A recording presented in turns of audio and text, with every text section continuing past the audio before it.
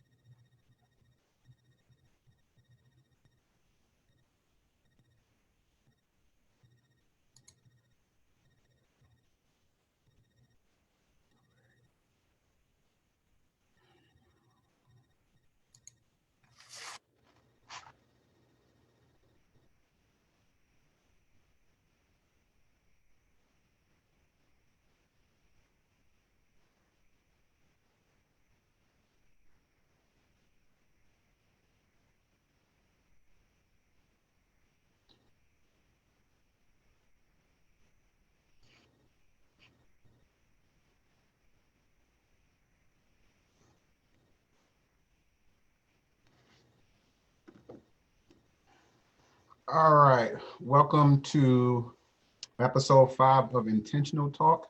I'm your host, Tyrone McMillan, along with Quayne Thornton and Mr. Corey Hollis. So this week, we have some interesting topics to talk about. So we're going to start out, and I'm going to give. All right, welcome to episode 5 of Intentional Talk. All right, so I'm going to give the first question to you guys. Should there be an issue on athletes using their platform to speak out on social injustices? And Quayne, you really wanted to talk about this, so I'm going to give you the floor first.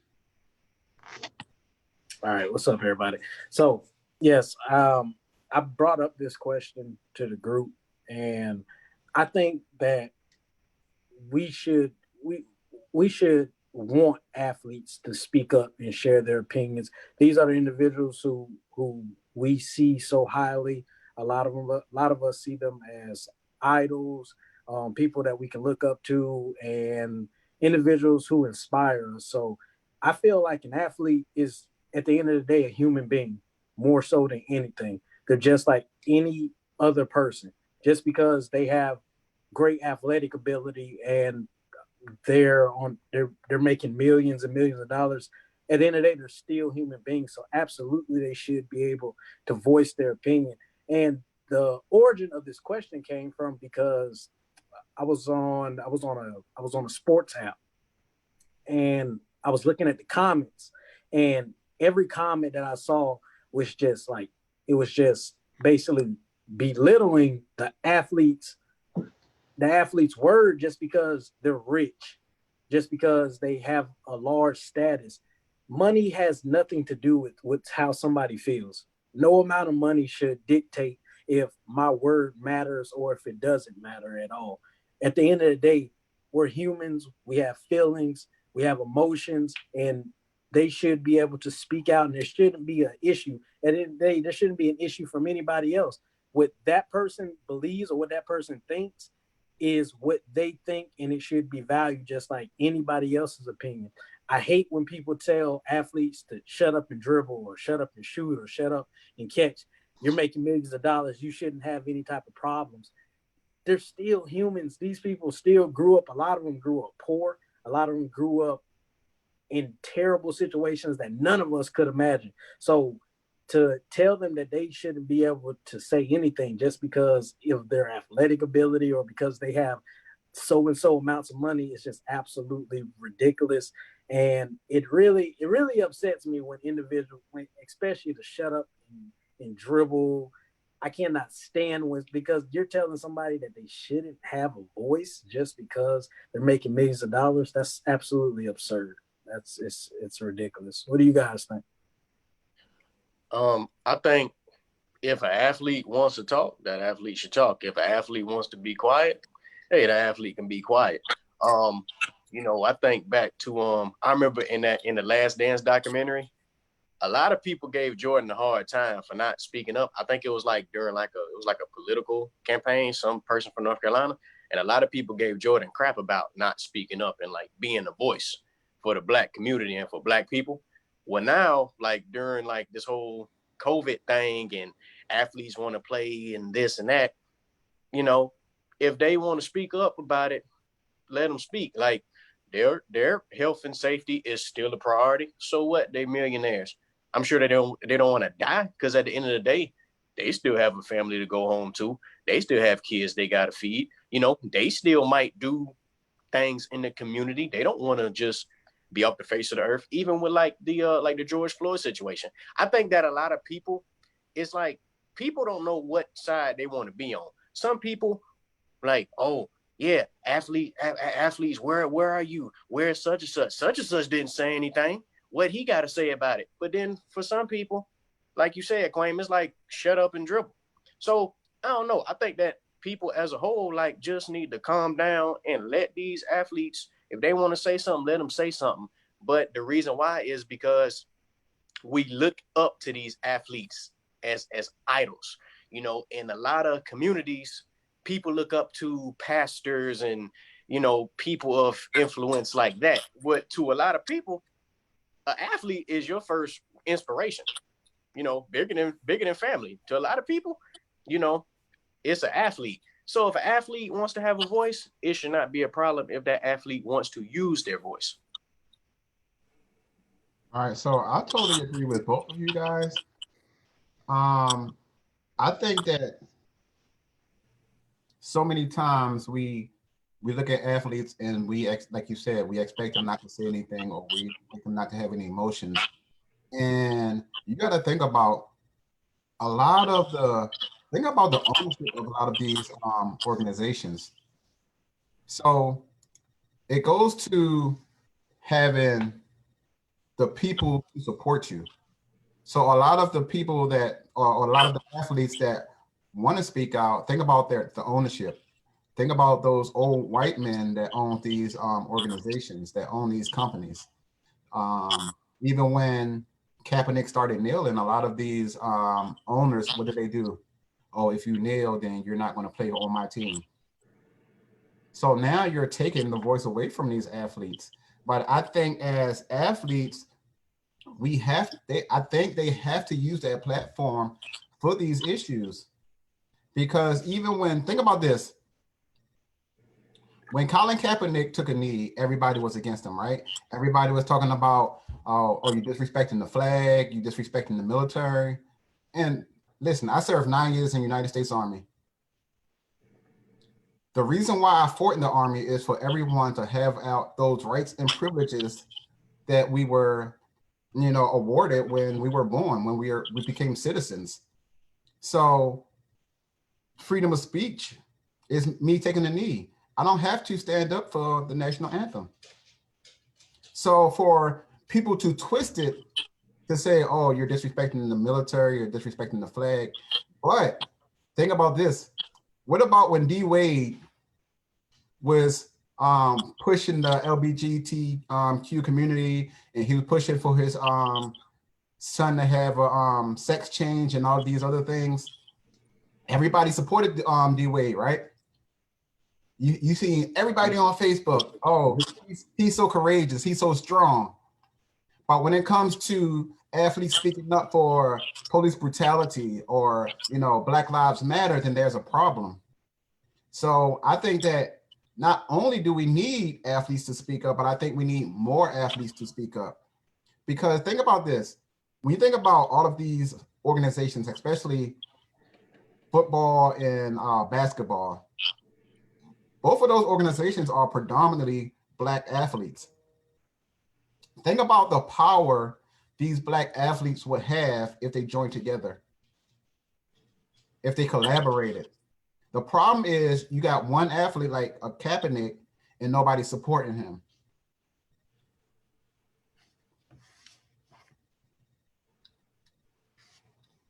Yeah, I would say when you are it, those other athletes definitely needed to support him, and some athletes did support him, like Eric Reed. Eric Reed supported him heavy throughout the entire process. But there definitely needed to be a more unified front, especially from some of the bigger names in the league. So if you think about the top of the league, what's the number one position? The quarterback, right? So there needed to be a lot more quarterbacks, I think, on his side. And in some ways, there were some athletes who felt a little bit they didn't know which way to go with it. Like Drew Brees not too long ago, he felt another way. I respect anybody's opinion. I do. Even if I don't agree with the opinion, I automatically respect it just off top because that's just the person I am. But I definitely do think that his Kaepernick's mind was obviously in the right place. Obviously. Totally agree. I think that other people needed to be in other quarterbacks, those top level players needed to be educated. And, you know, we talk a lot about being educated and being open to be educated. So this time around with Black Lives Matter, I think a lot more people were stepping in the realm of, okay, let me be educated about what's going on. That's why the NFL is so much more on board with what's going on and have, you know, issued apologies and all these other things, and is so much more gung-ho about it because I think that people weren't open-minded about it. They just saw it as, oh, Kaepernick is disrespecting the flag. Now this time around, it's saying, okay, this is not what he was doing it for. It was for a whole different reason. So going back to that, you got to want to be open-minded and educated about what's going on out here. Yeah, y'all wrapped it up, said it perfectly. I have nothing else to add. That was great. All right, so I'm gonna just leave like this. Like, as far as athletes, like I said, we just need more to speak up. And I think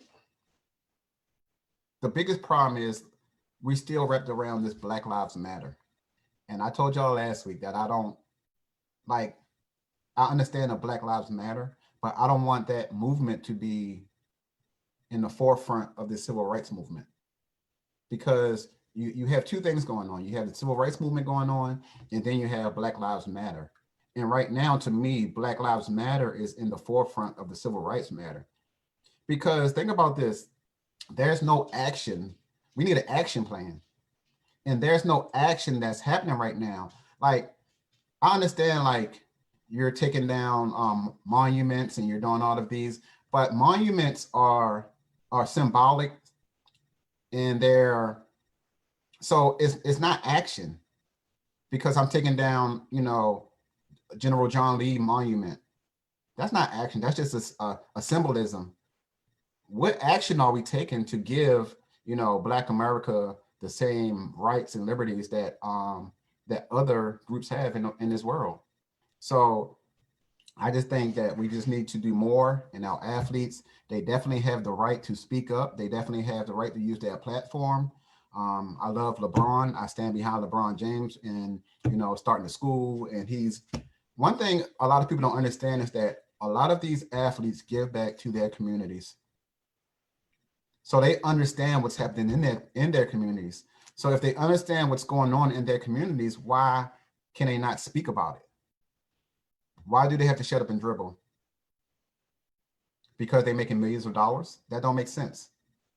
All right, so we're going to stop right there and we're going to move on.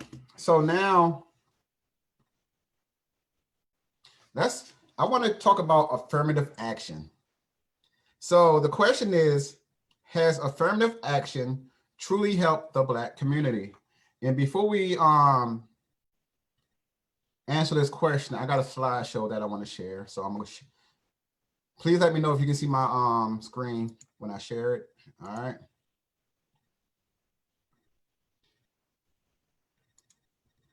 Make sure I'm doing this right. Yeah, I see it.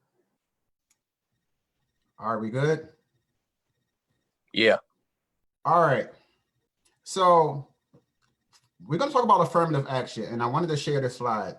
Affirmative action corrects some of our racist history. So for the viewers that's watching, I really want y'all, because a lot of people don't understand things unless they see a picture, right? They have to have a model to see things. So let's look at this fact right here. 65% of African Americans were excluded from benefits when Social Security began, right? That's 65%. Now, we're talking about affirmative action. We're talking about oppression. Think about all of these things that's happening, you know, when we're constantly, you know, creating oppressive or creating that oppression. This one really intrigued me. Of the first 67,000 GI Bill mortgages in New York and New Jersey, fewer than 100 were for non-white people. So these are the reasons why we, you know, affirmative action was supposed to be created, but fewer than 100 were for non-white people. Now that didn't say black. That just means that within that 100, they're either black or other. All right. Now, what's intriguing about this is when you think about the Vietnam War and wars before that, a lot of African Americans and a lot of the soldiers that fought in these wars were black African American soldiers, right? And a lot of them went to war, especially the Vietnam War, and they were supposed to get the GI Bill, but when they came back, they was denied. So you still have, like, you know, great grandfathers or great great grandfathers that fought in the Vietnam War that still are not getting benefits. So let's move over. The median white household has 13 times as much wealth as the median black household. 13 times. And 10 times as much as the median Hispanic household. So even in our country, so what this showing is even Hispanics are making more than most African Americans. Right? Now, even with a college education, the median white person has 7.2 times the wealth of a similarly educated black person, and 3.9 the wealth of an educated Hispanic person. So when we talk about affirmative action, think of these are all of the reasons why we need affirmative action. So I'm gonna show my next slide. It says, quit whining, it's the same distance. Is it the same distance? So let's go ahead and talk about it. So let's go ahead. So what do y'all have to say about affirmative action, guys? What is y'all thoughts about affirmative actions?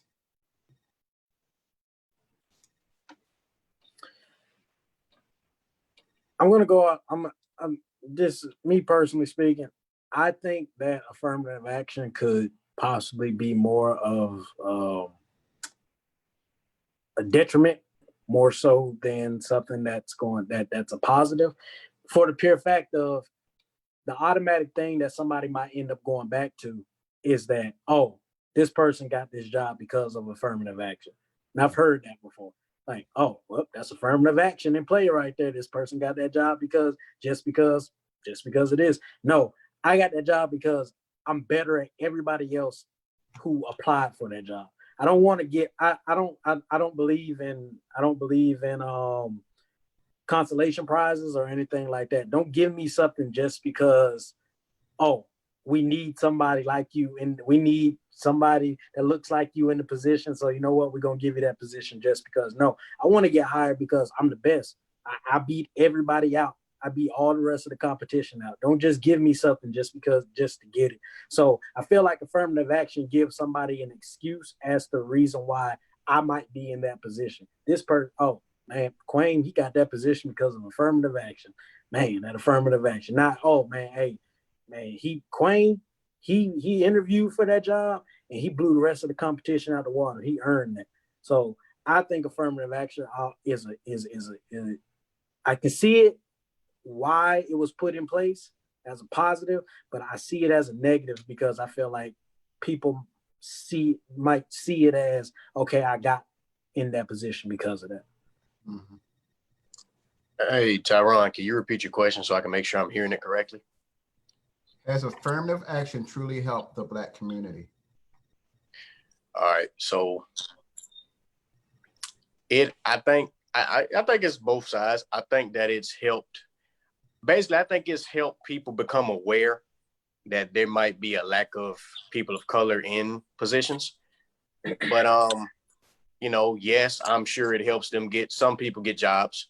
But kind of like Quayne, you know, I feel like you still got to earn your job, you know, either way you put it. Now, with how things are, that may not always be the case. when I think of affirmative action, I think of football. And when I think of football in particular, I think of the Rooney Rule. And if y'all know what that is, it was named after Art Rooney from the Steelers. And basically, like the Rooney Rule, like when NFL teams, when they hire head coaches, you have to interview a certain number of minority candidates, right? Now, when I think back to like some of the first minority head coaches, I think his name was Tom Flores. He coached for the Raiders, ended up winning the Super Bowl. And then after Al Davis, after Flores left, or I'm not sure what happened, but I know Al Davis also hired Art Shell.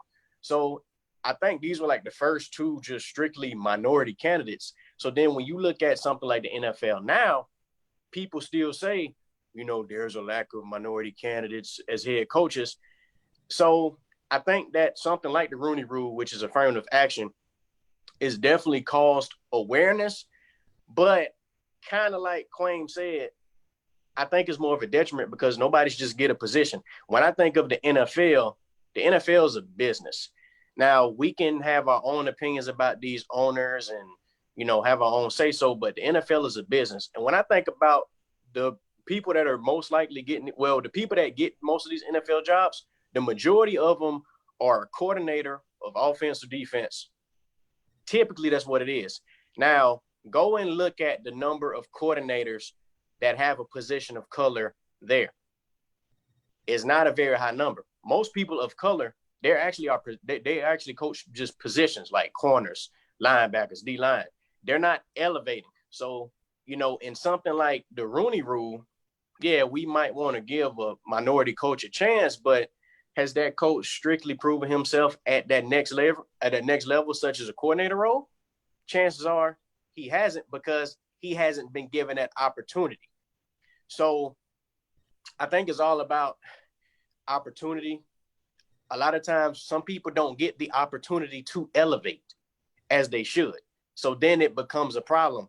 And then when people aren't given the opportunity to elevate, and I'm just using football because that's how my brain works, you know, if a cornerback coach, you know, if he never can get the opportunity to elevate into a defensive coordinator, what makes someone think that, oh, he's going to win a job over a proven coordinator for 4 years that came from a Bill Belichick coaching tree? It probably ain't gonna happen. So that's one of them things too, where, you know, who you work for or names speak power. You know, certain names might get you a job. So I think it goes both ways. It can be a detriment, but it also can be a good thing.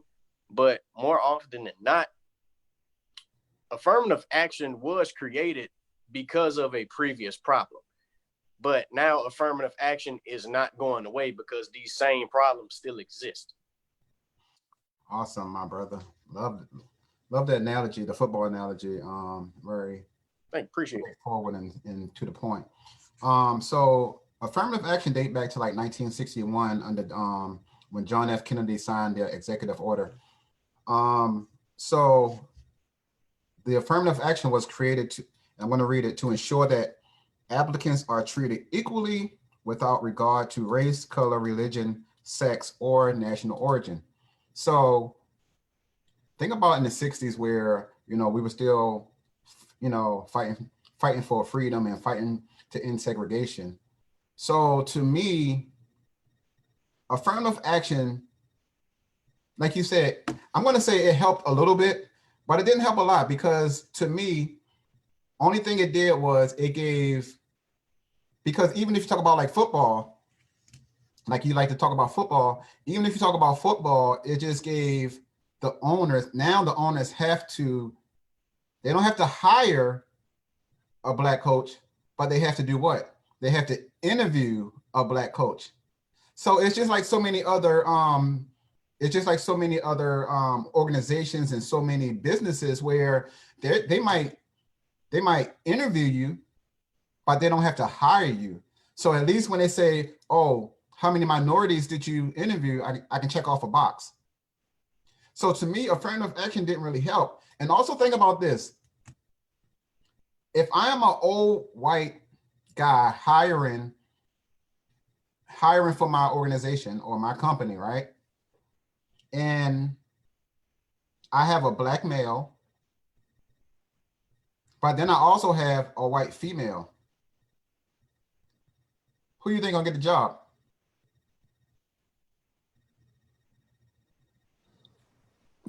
Oh, probably the female because of how history played itself out and what we typically see.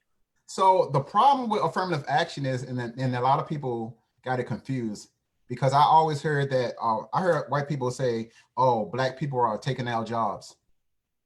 No, black people are not taking your jobs. If you're qualified, you're qualified. And this is one of the biggest things I always say. Don't hire me because I'm black. Hire me because I'm qualified. Hire me because I can make a difference in that organization. Hire me because I can make an impact in our students' lives, even in education. Don't hire me because I'm a black, because, oh, he's a black male, so he's going to be the disciplinary. Or, hire me. So even when we talk about affirmative action, what happened was, when remember, because even when we're talking about the women's suffrage rights, right? When you talk about women's suffrage, because women back then, they didn't have the rights, they didn't have equal rights either. They was underpaid. A lot of them wasn't working. A lot of companies and businesses wasn't hiring women. So what happened was, when affirmative action was created, it took, so now I would rather hire a white female than hire a black male. So yes, I might get the interview. The interview is nothing. So to me, I don't think that affirmative action has really helped the black community. Yeah, and I'm gonna also say, like, just thinking back to what I previously said, I think it goes back to, all right, what type of person is in this leadership position doing the hiring? Because, like, even if I think back to football, and I'm not an Oakland Raiders fan, but I mean, Al Davis, he used 3 words, and I think about it all the time. He always said 3 words. It was just win, baby. Just win, baby. All Al Davis wanted to do was win. He ain't care what color the coach was. He just wanted to win. You know what I'm saying?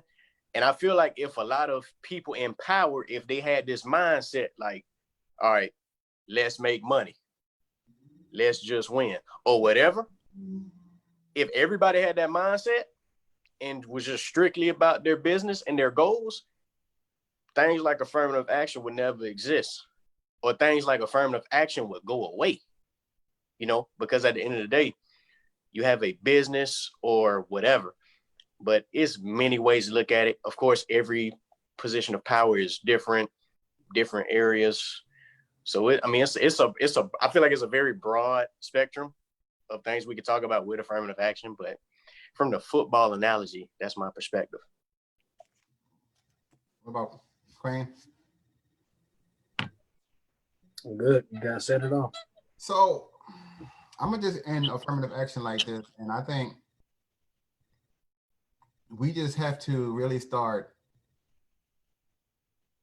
hiring the most qualified person, because there's too many times where we're hiring the wrong person. And I'm gonna speak in education. You want to speak in football, I'm gonna speak in education. And a lot of times we hire the wrong people, and it doesn't hurt. It's not hurting. It's not hurting that person, but it's hurting the kids, because we have too many failing schools. And I'm not just talking about in our county or in South Carolina. I'm talking about in the nation. We have too many failing schools. So we have to take a step back and see what the problem is. We have to go to some of these schools where especially these schools where we're teaching our black kids, students in poverty, and we have to go to some of these schools that's succeeding and that are successful, and look at what's been done. Remember, teaching is all about not reinventing the wheel. Why reinvent the wheel when somebody is already doing something, right? That's how we look at education. We in education, we share everything. I'm not going to do it over if somebody did it better than me. So when we talk about affirmative action, I just think we get to the point of we just make it complicated. And like you said, Corey, it's about, do you want to make money or do you want to win? So even if you're talking about football, or even if you're talking about in life, if I'm a business owner, I'm hiring the most qualified person for my business. I don't care about your skin color. I don't care if you're brown, black. I don't care if you're white. I'm hiring the most qualified person because I want my business to succeed more than I want to, look out for the next person. So if you're looking out for the next person, it's a wasted space. So let's read some of these comments because there's a lot of comments. So, got some people involved. So I want to get them their airtime. So let's go back to Michelle says equal opportunity and diverse representation should be what's offered to all. If affirmative action is in place to ensure the opportunity is fairly presented, then why not have it? But if you get a position because of affirmative action, it is still up to you to maintain that position and keep that position and prove that you deserve it. Yeah, that's true. That's true, because at the end of the day, let's say even if because you are black, you got a position, I think that the microscope is on you bigger than anyone else to prove it. So it might be a good thing you got a position, but now you got to show up and show out, or you're going to have to get out. You know what I'm saying? So that's very true. We might get a position, but it's twice the work to keep it. And I totally agree with that as well. But to me, sometimes, like, I hear so much, and I'm speaking personally, and what I hear from right now is, like, even with me trying to become an assistant principal, is that I don't have the experience. But how can a person that's trying to become an assistant principal get experience if they don't get an opportunity first? So, of course, I'm not going to have experience. Neither is anyone else that's coming in as an AP. You can answer all the questions perfectly on an interview. That don't mean that you have experience. That just means you know how to answer questions on an interview. But it's about the opportunity, and I'm agreeing with Michelle. Once you get that opportunity, now you have to do the right thing. You have to keep the position. All right. Crane, you have anything to say on that? All right, so let's move up. Let's see what else.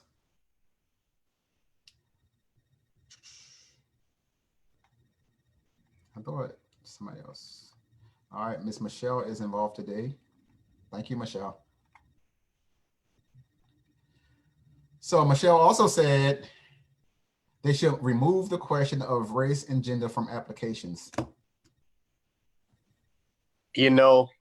I thought about that. That actually crossed my mind. That would be a great thing to do. But honestly, you know how people, like, wasn't it that study done about the whole name thing? You know what I'm saying? You know what I'm talking about? Like certain names, they got, yeah. You know what I'm talking about? So even if you remove it because of how things were and are, they're still going to assume, oh, such and such, there it is, or such and such is that. So it would be a good thing, but it really may not make a difference. So if they see Tyrone or Tyron. Right, like typically, yeah, right. So, but if they see a Corey, you might not know.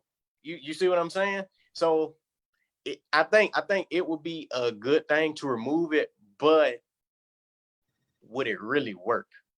I'm not sure if I can say that would work, but it would be a great thing to see it removed. I mean, honestly.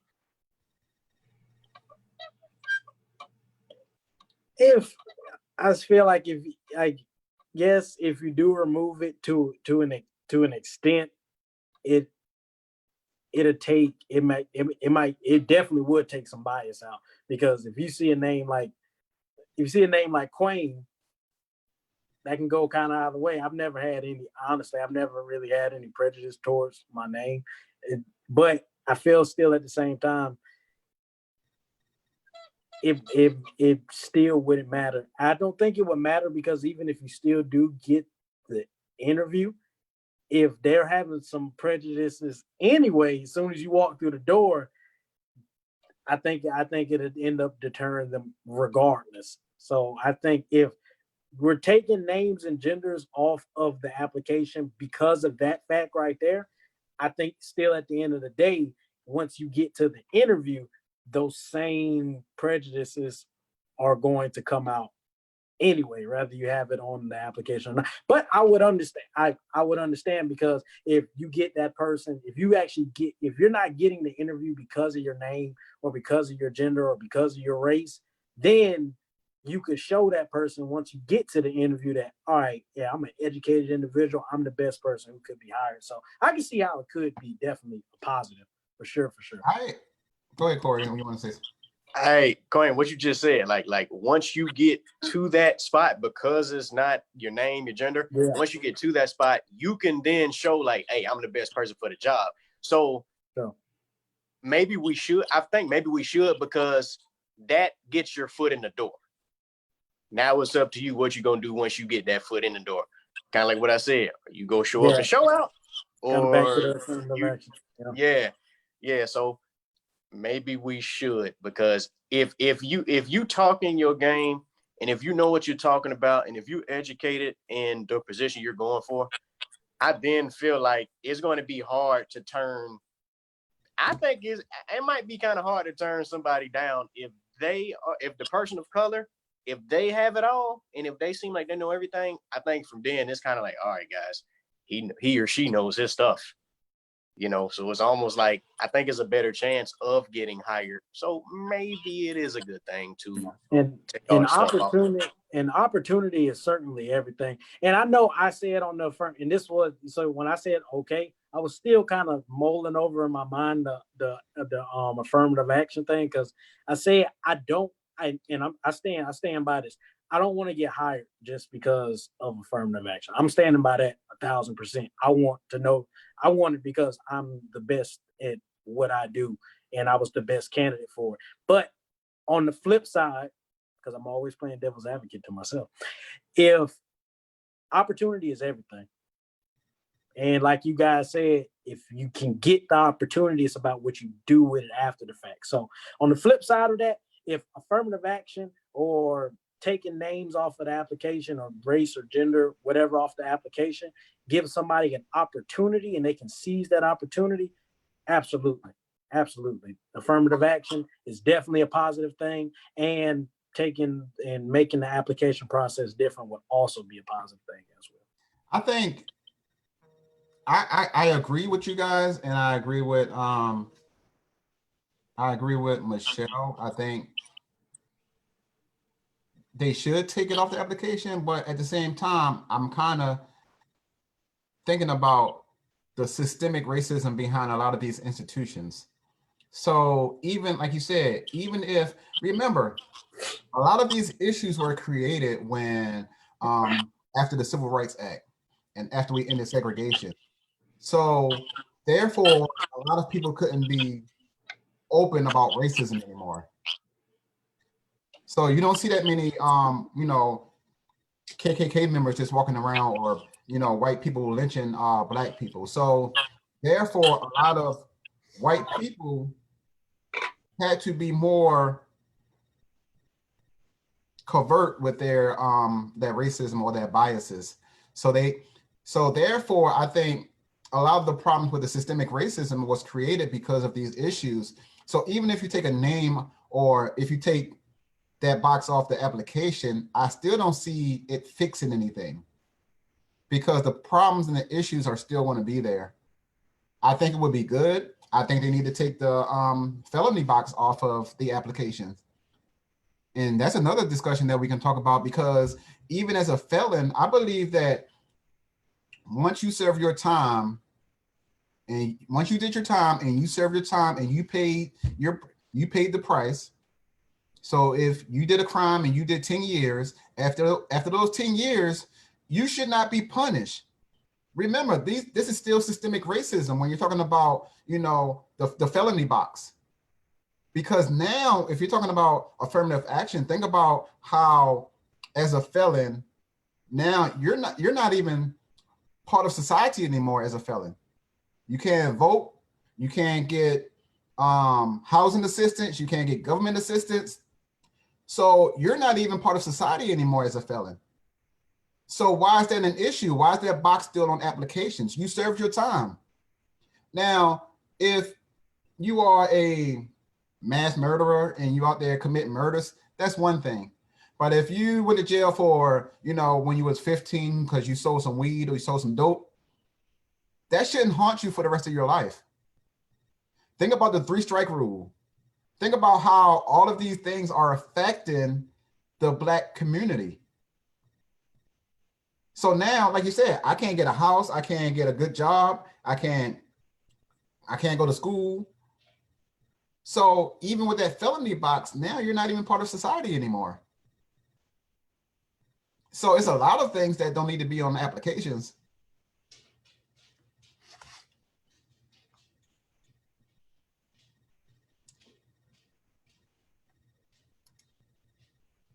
Can we move on? Yeah. Well, I forgot I forgot I was muted. I said, what's that next question, sir? All right. So the next question, let me see if we got any comments before we move on. Lisa says the criminal justice system is racist. We all know that, and we totally agree, Lisa.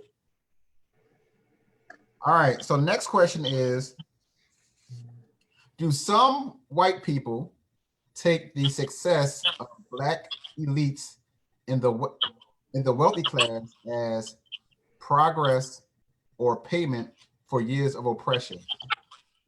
And I'm on picture and mute, and I'm gonna repeat it again because I heard some feedback. Do some white people take the success of the Black elites, most of them that's in the wealthy class, as progress or payment for years of oppression of the Black communities?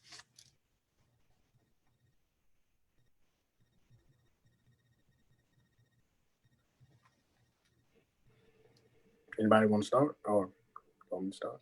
Well, I'll start. So Tyron, I was thinking earlier, and I feel like it's hard for me to answer that question because I don't know how a white person truly feels about it. Because, like, reword the question again. So do you think some white people take the success of Black elites in the wealthy class as progress or payment for years of oppression? So I'll start it out. So for so many years, let's think about Barack Obama, right? For so many years, everybody talking about felt that Blacks are doing good because now you have a Black president, or you have all of these athletes making millions and millions of dollars. So therefore, they feel like, what do we have to complain about? But think about this. Those are those athletes. That's because they were born with a gift, right? So when you think about the Black community and you think about the projects and the ghettos and the hoods, those people don't remember. And I'm gonna say like this too, because you spoke on it earlier. A lot of those athletes did come from those type of communities because sports was everything they had. Even for me growing up, I know like we stayed playing sports because that was our way to get out of our environment. That was our way to get out of our community, get out of that, the drug dealing and the shootings and the gun violence. So we played sports. And this is why most Black people are gifted athletes, because they just played sports. So I've heard a lot of white people say, you had a Black president, so y'all doing good. Do you agree? That's what I'm trying to ask you guys. Do you agree with that statement, or how do you feel about it? All right, I got you. I see where you're going. So, if a white person said that, I don't agree with that, because at the end of the day, like, just because we might have had an Obama, okay, why can't we have 20 more? Like what, like, why not? Like, just because we do something one time, that you don't have to shut us out. Now I'm gonna be honest. I've never personally heard it or experienced it, and I'm not just reading stuff and like if I get on Facebook or something like that. Like, this is actually one of those topics that I don't know too much about because I'm just not seeing it. but I'm not going to be ignorant to it and not try to learn about it. You know what I'm saying? But the Obama example was good. But we had him one time. Yeah, we had an African-American male. Great. Why can't we have 30 more? What difference will it make? We're looking for somebody to get the job done. So nobody should be shut out based on their color or their gender. That's how I feel. All right. And all right, I was trying to mold all my thoughts together, and I finally got it while he was talking. So I don't think that you can base an entire group's success off of a very small percentage. We're talking about what, 1%, maybe 3% of the Black community. That is, we can just talk about rich folks and elites in general. That's a small percentage, where while the rest of the group might actually be going through some things. So you cannot say that just because this small group of individuals are successful, that the entire group should just be like, oh, that the entire group is successful. No, that small percentage is successful. And I think that also ties with when we might deem somebody as racist because this person and this person and this person. No, I think those individuals might have some prejudices and are racist, but that doesn't automatically mean that every single white person that I run into is a racist. Or we can even go, if we're talking about somebody who's Black, and you may have seen somebody who's Black who may have robbed somebody. That does not automatically mean that every Black person that you meet is going to rob somebody. No, we can't just automatically generalize everybody just because we see a small group who is doing it, or if we see just because that small group is rich, they got there because of their hard work and their God-given talent. Not everybody else has that talent like that. So to say that just because that small group has this type of status does not mean that others around the world are not being oppressed. With me, I'm not being oppressed, me personally, but I'm going to fight for somebody else, especially somebody of my skin color, and anybody else who is being oppressed. I'm going to fight for their rights. So the fact that they don't have to be. You can't just turn a blind eye to something just because it's not happening to you, kind of thing. I love your last statement when you talk about oppression, because this is a lot of things that like most white people don't see. And remember, I always keep telling you guys, and a lot of our conversations are the conversations that we have on intentional talk is to get white people and Black people to start having discussions and to really talk about race, because a lot of times we see race and we're afraid to talk about it, and we're never going to get better at understanding each other if we don't ever have these conversations. So when you talk about oppressions and you're talking about 400 years of oppression, so the normal family, or the normal, like, think about generation after generation after generation of oppression. So when we're talking about this is a bias or a stereotype that Black people are lazy, right? Y'all heard that one before? Yeah. Black people are lazy. They don't want to work. They don't want to do anything. So my thing is this. Think about all of the Black people, even our ancestors, who worked in the fields for almost 18, 20 hours a day. So where did that stereotype come from that Black people are lazy? So when you're talking about like back to that time, like, they took care of slave master kids before they took care of their own kids. Slave master didn't cook his own food. So where did we get the stereotype that Black people are lazy? It's things that have been passed around. It's biases, you know what I'm saying? So even when we're talking about, like, think about like this, white people don't understand what don't affect them. If it don't affect them, of course they're not going to understand. This is why we got to have these discussions and these conversations, because it brings awareness to what's going on. It brings awareness to like I was as an individual, and I'm like you, Queen. As an individual, I'm not oppressed, but I had to have a mindset. I had to change my mindset. I had to do a paradigm shift to say, okay, I want better. I don't want to repeat the cycle. Everybody don't have that mindset. So if you don't have that mindset that you want to do better or that you want to succeed, because guess what? You want to, in order for, like you have to want to succeed more than you want to breathe. And I got that from, Dr. E.T. You gotta want to succeed more than you want to breathe. And I want to succeed. I don't want my kids to see me fail. So I had that mindset growing up in Baltimore. Like I told y'all before, I didn't even know I was living in poverty. Because guess what? Everybody around me lived the same way. So a lot of the people that's living in poverty don't even understand that they're in poverty, especially like these kids and these teenagers. They don't understand what poverty is right now. They're going to understand it when they get a little older. So I think that we just need to stop the stereotypes. We just need to stop the biases, and we just need to learn and love and appreciate everybody for who they are. Appreciate the humanity side of who we are. Get to know your fellow citizen, your fellow community member. Like, one thing about me, I don't care what color you are. Like, I love everybody until you give me a reason not to. And that's how I live life. In all of my many careers, my military career as a correctional officer, crane operator, overseas as a civilian contractor, I've appreciated everyone for who they are.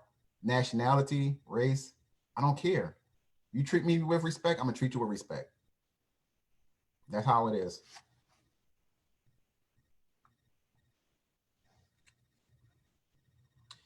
Anyone have any feedback on that? Or No, yeah, that was said beautifully. All right, so I don't see any comments that I can share. So Miss Pretty says we are still limited. So yes, we're still limited, but we are going to do better. We have to do better. It's all about education. I think education is the key to everything. Oh yeah, absolutely. Hey man, my thing is education is the key to personal success. Like like when we was in college, you had to write your little theory or whatever you call it. Man, I've used that for like every paper. Like you're right, it's just all about education. Like people have to be educated, but people have to want to be educated, and that goes from both sides of the spectrum, man. I think to me it's just ignorance right now. Like if you're not trying to learn, if you're not trying to do better or be better, it's just ignorance. Because right now we're at the age of technology. Everything is right there in your hands. You have a smartphone. That's why it's called a smartphone. Make it smart. You know what I'm saying? Like this is the age of technology. So if you want to learn about anything, just research. Don't base things off of your thoughts and perspectives. Perspectives is good, but research and provide facts, logic. Don't just say, oh, I think, or this. Do some research. So I'm going to end. Oh, okay. Okay, go ahead. Go ahead. Oh, I think people take stuff as for face value too quickly, and you have to want to learn, and even if you are doing research, you still got to be open-minded enough in an adult and you would think as adults that we would be able to make our own thought processes. I feel like a lot of ignorances are not your own thought processes. It's somebody else's, whether you learned it and it was passed down, or you read a post and you just took it as, oh, okay, yep, that's automatically that has to be right. No, you got to be open-minded enough to look through, like Corey said, all sides of the spectrum. I want to see it from your point of view. I want to see it from my best friend's point of view. I want to see it from my brother's over here point of view. I want to see it from my neighbor down the street who might not think the same as me. I want to see it from all points of view. And this is just me taking an open-minded approach. I'm huge about being open-minded. I even teach my kids this in class. Don't take automatically what I say for face value. Exactly. I'm gonna ask you why. Well, why do you believe that? You believe it because Mr. Thornton told you to believe it? No, I want you to challenge me, challenge what I said, because what I said could be wrong. It could be just what I've learned down the line, and this is what I'm passing on. No, challenge everything and be open-minded enough and be smart enough to say, okay, I'm going to take that little bit about what you said. I'm going to go research it, but then I'm also going to go research the other side of it as well and see where that point of view is coming from. So research, but be smart enough to say, all right, and be open-minded and okay enough to challenge what you might think. I think a lot of people are too afraid to challenge their beliefs sometimes, and it's okay to challenge because they don't they challenge it because they don't want to be wrong. But the biggest part, admitting that you are wrong. That's the biggest part right there. That's a huge one. That was tough. Hey, y'all know what I think too? You know what I think too? As adults, we have egos. As adults, we have egos. So if someone knows that they're wrong as an adult, man, they can't deal with the fact that they're wrong. And like Quayne, like you said it perfectly. Like you teach your kids, like, you know, I might tell you this, but you know, challenge me. Man, I do the same thing with mine. I have so many parents that tell me, hey, Mr. Hollis, thank you for giving my child a voice. I tell parents, if it's something you don't agree with, like, please talk to me, because I'm at the end of the day, I might be a teacher, but I'm still here to learn too. Like, we're all in this together. Like, I think how do I word this correctly? I really can't stand and I told you so type person. Like, do this because I said so, or such and such because I said so. Why is it because you said so? Now you're trying to engrave something in somebody's mind. And if it's like, say if it's a kid, if you tell a kid to do something, why? Because I said so. What's that kid gonna do? Some kids are gonna do what you said because you're their parent, or they're gonna rebuttal and rebel and go do it anyway. So it's like it's all about educating.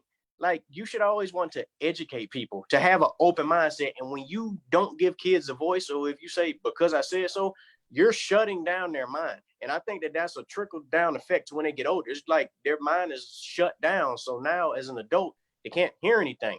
They're just shut down. Like I tell all of my students, and this, like I said, I'm going to my 6th year of teaching. So I tell all of my students this: it is our job as educators to answer questions. And I tell all of them, 3rd graders, every year, if you get a teacher that don't want to answer questions, then they're in the wrong profession. Because I love when my students challenge me. Like, I had a 3rd grader this year, and she challenged me on everything. And sometimes I didn't even do a lesson because we was like so deep in our conversation and our debate. But at the end of in the long run, she's going to appreciate that. She's going to appreciate that I listened to her and I understood her perspective, because it's not always about our perspective. We have to give these kids, and as adults, even if you have kids, you have to give your children a voice. Don't tell me because, like you said, Corey, it's not, because I said so. And I think that's a lot of why people look at me the wrong way in education, because if a principal tells me to do something, I want to know why I'm doing it. And it's not why because I'm questioning your authority. It's why because I'm trying to learn. Like, when you say you as a principal, it is your job to set the tone and the pace of the school. So when you're making decisions with me trying to become an administrator, I want to know why you're doing certain things. I'm trying to learn. So I'm not questioning or challenging your authority. And I think that's the problem that so many people have, that, like you said, that ego. They don't want to be questioned. But if you're already transparent and you tell your teachers or you're telling your people why you're doing something anyway, then you don't have to worry about, the questioning. It's all about transparency anyway. Yeah, and a lot of people aren't transparent, and they think like whatever they say you're supposed to do. But like you said, like I know me, like as a professional and as an adult, if I ask a question, I'm not doing it to be smart. I'm asking a question to understand. I'm seeking to understand. Even as a kid, like when a kid asks a question, now some of them might try to be smart, but come on, you can determine if they're really being smart or are they being serious. You genuinely know. If somebody's asking a question, don't not answer it, because then it's just going to bother their mind. Like, why do I really have to do this? Now they're never going to understand why they have to do something, and it might click for them on down the run, but maybe you could have explained it to them in the beginning. You could have had an open conversation, open dialogue. And now that closed-minded approach you just put on somebody, it wouldn't even be there. And like I said previously, I think that a lot of times we close-mind our kids, we close-mind our children. So then when they grow up as adults, they still are closed-minded. So now we talk about all these issues, how people, they don't want to hear the other side. Why? I personally think a lot of it is because they were shut down and nobody ever gave them a voice as kids, and nobody ever gave them a chance to open up their mind. All right, so I have one more. I have a statement that somebody posted on Facebook. I got it off of Facebook, and I thought it was very interesting. So I'm going to read it. It's just a statement, a quote, if you want to call it that. I want you to answer it in 1 minute, and then we're going to do our 1 minute, our 1 minute feedback or whatever. So the statement is, money doesn't take you out of poverty, your thinking does. Money doesn't take you out of poverty, your thinking does. What are your thoughts on that? 1 minute each. I think, and I heard this from actually, I think, yeah, I heard it from Dave Chappelle. He was in he was at the Actors Guild, and he was talking to the class of, I guess, inspiring actors. He said that his dad said that poor is a mindset. He was like, he's broke. And it's like, broke is a temporary thing, but being somebody saying that they're poor or being poor is a mindset. It's hard to get out of, because if you're saying that you're poor, you're already kind of putting yourself down to the lowest, what we see as the lowest status. If you're saying that you're poor or you're in poverty or things, something like that. But if you have that mindset to say, okay, this is just a temporary thing, I'm in the process and I'm going to make sure that I can provide and I can get to a higher status. That's all mental. Wanting to get up and make a better life, wanting to get up and go find a way. Okay, how am I going to get to a higher status? That's all mental. If you automatically say that I'm poor, you're automatic. Yeah, I feel like you're already putting yourself at the lowest part of the totem pole, and it's hard to climb out of it. It's hard to climb out of here. It's just like when we're playing golf. As soon as you get inside of here, everything just goes up in smoke. Because now you're going to be thinking, oh man, I can't do this because I'm poor. Oh, I can't do that because I'm poor. And I think it automatically it hits like a switch and automatically turns off all drive to do everything. Because what? Because I'm poor. So awesome. Love it. Corey? Say your question one more time. Money doesn't take you out of poverty, your thinking does. So what are your thoughts on that statement? Yeah, I think that's true. I don't know why I just thought this, but like, I just think of like when I go back home to Columbia and like, say if I'm just driving around some of the rougher areas, man, I see an old school Chevy on 24s, people outside sitting on the porch, kids running around. It appears that they're enjoying life, but clearly you see where they're living may not be up to par. So in theory, someone might say, oh, well, they're in poverty. So I think that it's a mindset. Let's say even if you are in poverty, even if you are struggling and you know it, can you still make the best out of the situation? Like, can you still try to be happy about what you do have? Because some people have nothing at all. So I definitely think it's true. I think that it's all about your mindset. Like, if you can have a positive outlook and if you continuously strive to become better every day as a person and to grow, and say if you have a family, to support your family, even if you are in poverty, even if you are struggling, if you're trying, then you might be in poverty, but you don't have a impoverished mindset at all. Like you're trying to grow to get out of that situation. So I think that it's a true statement. Okay. So, all right, good thought, good thought. So I'm going to say it like this. You can have all the money in the world and still live in poverty. And that's what this statement means to me. Like, and like I agree with both of you guys. It's a mindset. Because to me, so many times, like, think about, and I'm not going to say all people, but for me, like, I grew up living in poverty. So what I saw of people that live in that situation was we always wanted to live outside our means. So we know we wanted Jordans on our feet. We wanted, gold necklace, gold fronts in our mouth. We wanted to look rich. So that's the thing. When you are truly rich, you look poor. But when you living in poverty, you want to look rich. So to me, it's a mindset. And this is what pushed me so hard, because even when I was living in poverty, I heard so many people tell me I wasn't going to be anything. I wasn't going to do anything in life. So that was that fire that I needed to say, you know what? No matter what I go through in life, I'm not going to fail. I'm not going to fail. Because guess what? I'm not giving those people power over me. I'm not giving them power over me.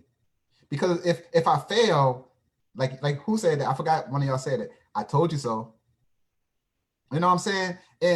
And you're not going to have that power over me. So you got to have that mindset. You can have all the money in the world, but still make bad decisions. So to me, money doesn't take you out of poverty is absolutely correct. Your mindset takes you out of poverty. Your work ethic takes you out of poverty. So you got to have a growth mindset. I'm going to say it like that. You got to have a growth mindset to really get out of poverty. All right.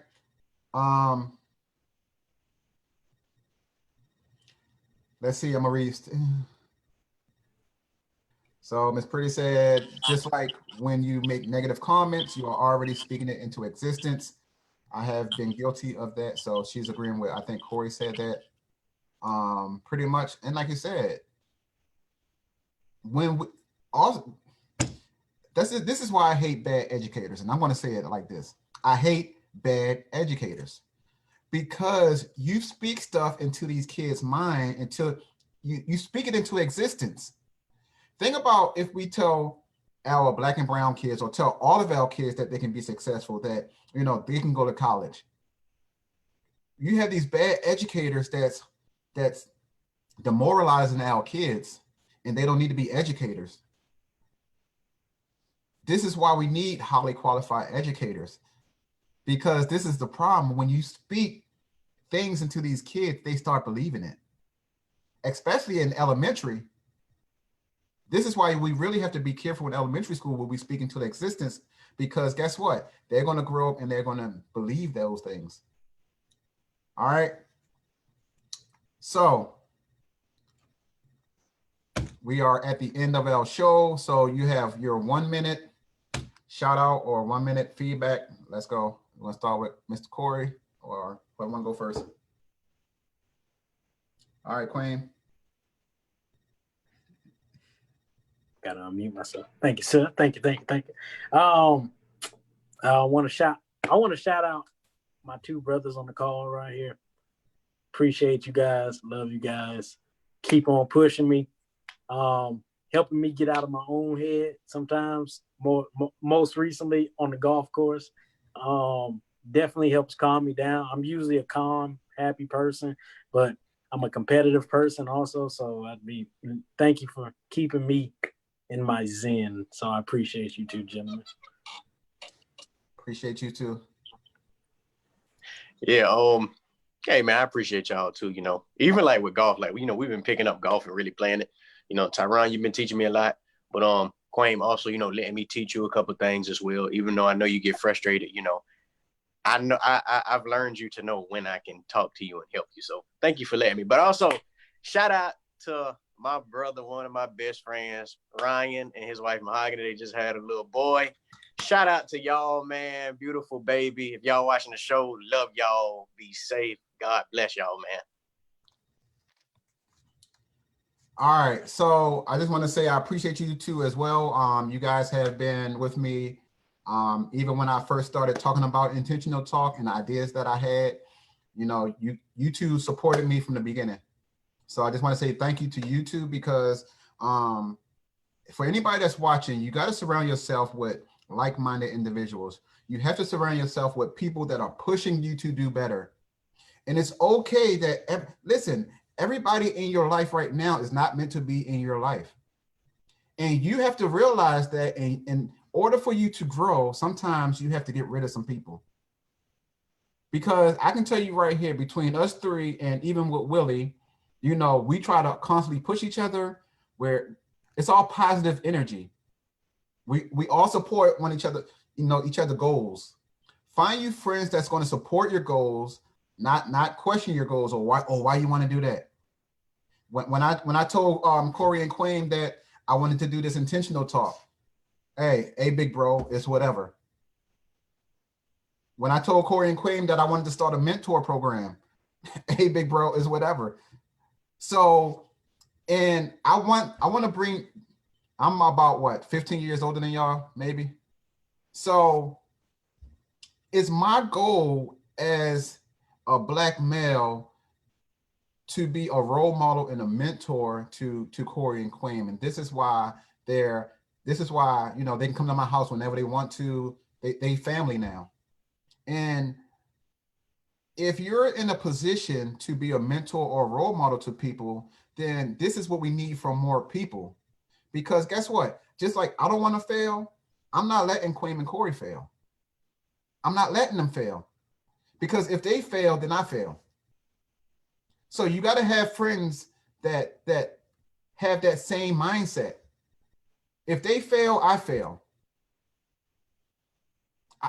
I promise you, I have never met Corey's mom or Corey's parents personally. I have not met Queen's parents personally. But guess what? If I fail, I failed them.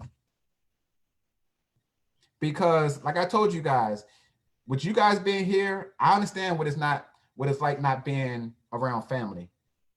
I've been like that since I was 19 when I went in the Army. So this is why I want to be your support system, your family. Hey, I'm gonna tell you when you're wrong. I'm gonna tell you when you're right. I'm gonna tell you when you got a good idea or a bad idea. But for everyone that's watching, make sure you have your circle. My circle is not big. And my wife will tell you that. My circle is not big. Because you're not going to, I don't want negative energy right now. I'm trying to do too many great things for negative energy. And sometimes the people in your circle brings that negative energy. So if you're watching this, the things I want you to learn is surround yourself with like-minded individuals. Cut people out of your life. It's okay. It's okay. Cut people out of your life. And I can promise you one thing. When you start cutting those people out of your life, you're going to start seeing that you're going to do the things that you want to do. You're going to start growing in life. It's not about everyone around you, because guess what? The right people are going to come into your life regardless. The right people are going to come into your life regardless. So I'm going to end on that note. Find you a circle, a good circle. Surround yourself with like-minded individuals. I hope everyone enjoyed this episode 5 of Intentional Talk. And we'll see you again next week at 7 o'clock p.m. on episode 6 of Intentional Talk. Peace.